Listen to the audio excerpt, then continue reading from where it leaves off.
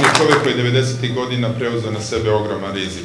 Iznad svega u ovom poslu, u politici, svugde u svetu poštuju se ljudi koji preuzimaju na sebe rizik, jer to je najteže.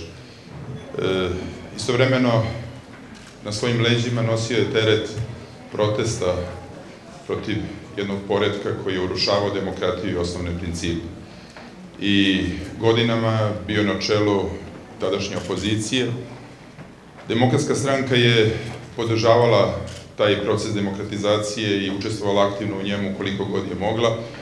I naša saradnja, nekada veoma uspešna, nekad malo manje uspešna, korak po korak stvarala je uslove da se 2000. godine dese suštinske ključne promene u našem društvu i da se konačno ponovo uspostavi demokratija u Srbiji. Verujem da danas imamo demokratiju u Srbiji na kudi kamo većem nivou nego što je to bilo u našoj istoriji, ako malo pažljivo tu istu istoriju čitam.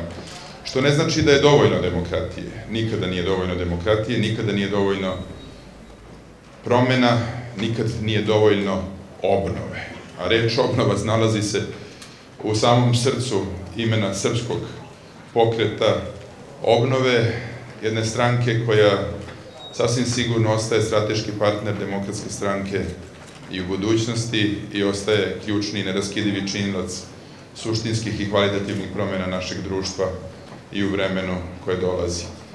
Oko jedne stvari smo se okupili na početku 90. godina, to je uspostavljanje demokratije u Srbiji.